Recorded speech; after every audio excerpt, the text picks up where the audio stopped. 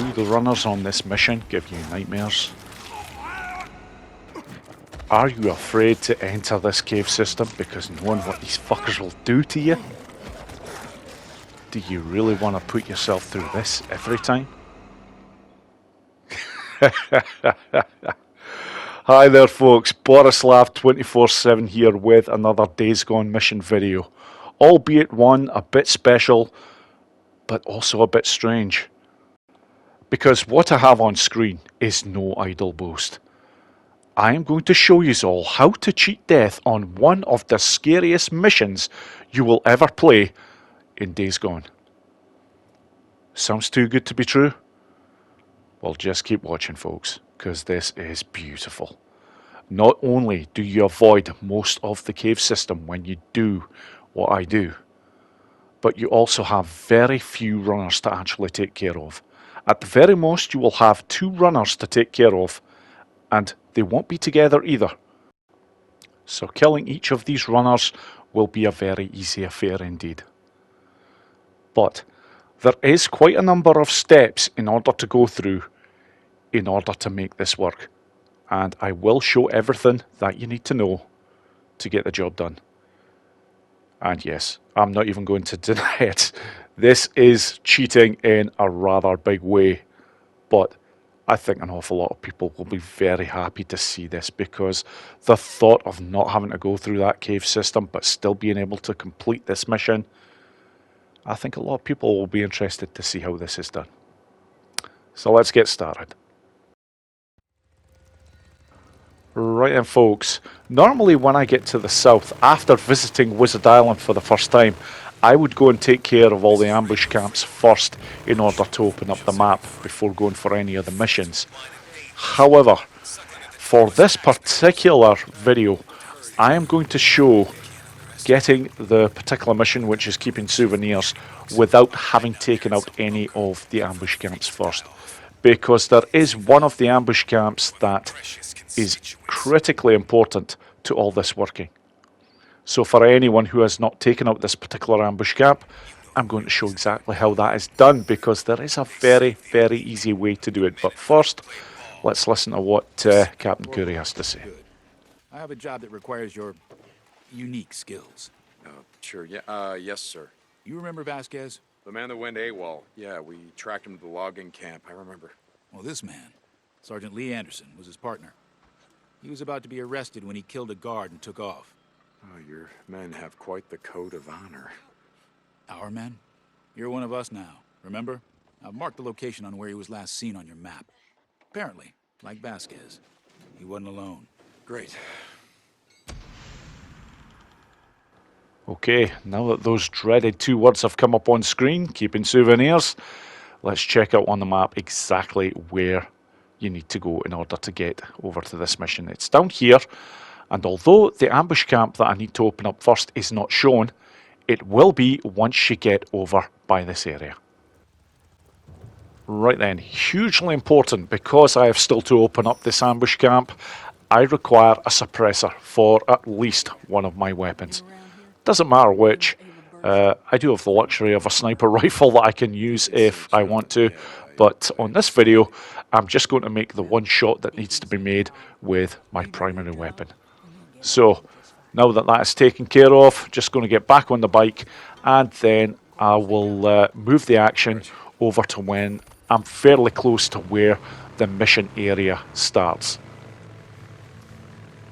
So from here, you're basically looking for that petrol station there. Normally, you'd be looking to turn to the right, but I'm just stopping here so you can hear what Captain Curry's saying. You got it. St. John out. Yeah, okay.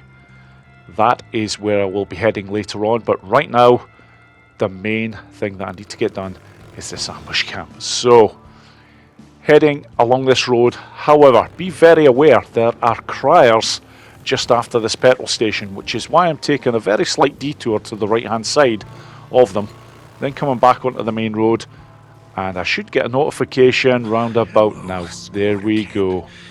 You can see the smoke in the distance there, and the road to the right there will get you to the very front of the ambush camp. And I will bring up on screen now exactly where it's showing us.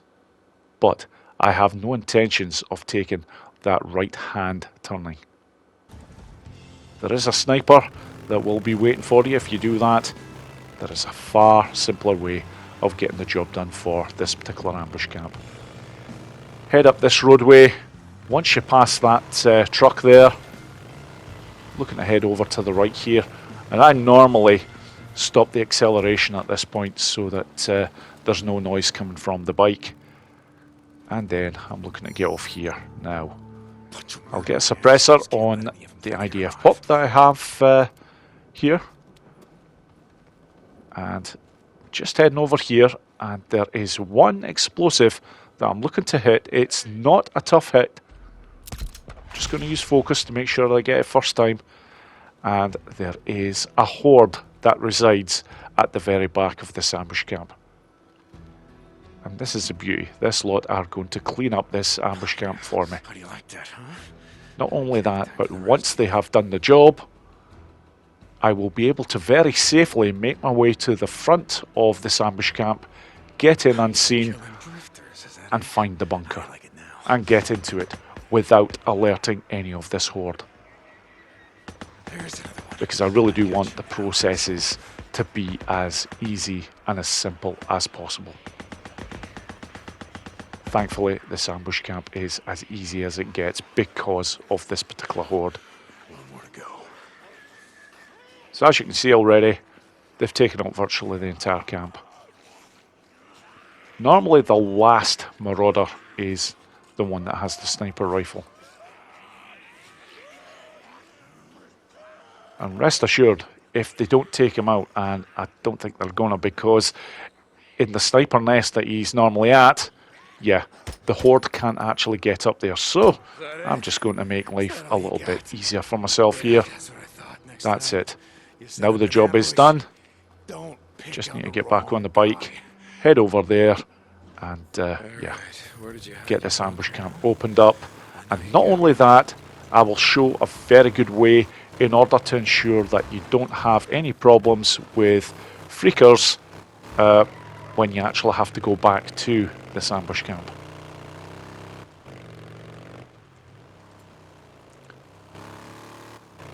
So at this point, I'm just following the road. I could have got to the front end a little bit quicker, but I'm trying to do it so that anybody who is unfamiliar with this area can follow this quite easily.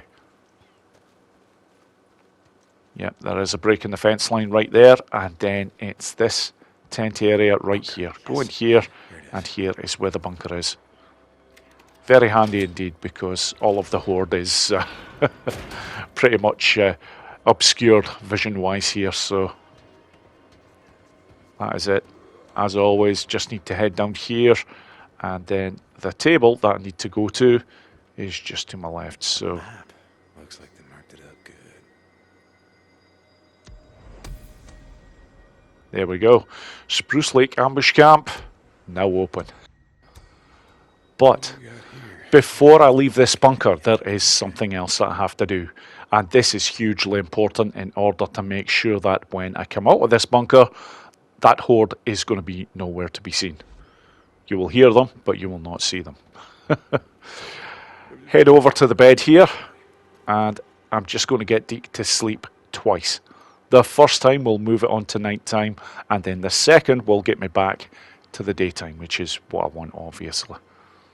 But by doing this, guaranteed that there will be no horde actually roaming about in the ambush camp once I leave this bunker. So yeah, that's the first one taken care of. Now we need to get the second one.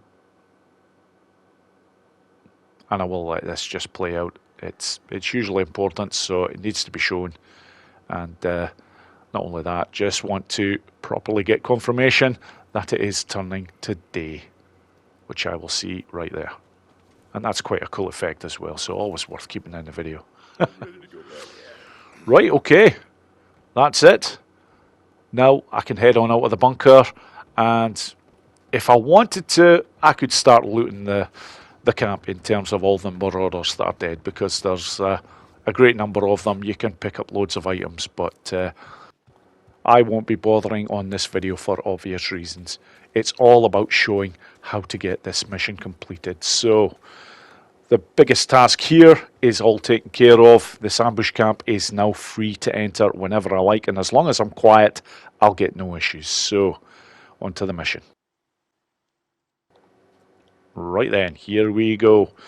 First thing that I want to do is to bring up the map, and I'm going to mark exactly where I want to get to in order to get this started.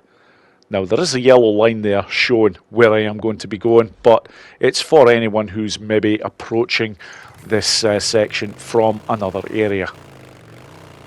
So at this point, I'm again going to take a wide berth of those criers, because they are quite bothersome and they can do rather a lot of damage.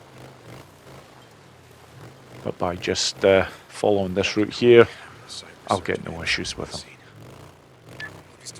So this is where I stopped before, but this time just going to bring up the map again just to show everybody.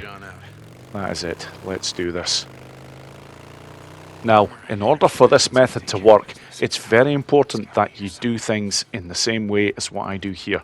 The first thing is to get Deke off the bike, and then there is 2 clues that need to be unlocked. This is the first one. Now from here, very important, go on foot in order to get over to the second one. I know it's very tempting just to get back on the bike and take the bike over to this. Don't do that, or this will not work. It sounds bizarre, but I can tell you from experience, I had a few problems getting this to work until I did things like this. Now, at this point, following the footprints, there's a whole number of them, but these are the only ones that you're interested in, and yes, that area up there is going to be very important. But at this point, head towards this cave that the footprints are taking you towards until you either hear one of the runners starting to howl, or when you get close enough to that particular cave over there, you will hear Deke actually talking, and then you will get that prompt on screen, search runner cave. That is critically important. If you do not see that, you will never be able to complete this mission. Simple as. But now that I've seen it, it's all good. Now I'm heading back for the bike. Gotta get into that cave somehow. So from here, I'm just going to head back to where I came from. Now, that particular ledge up there, I cannot get to it. Not via the bike, unfortunately, and I have tried.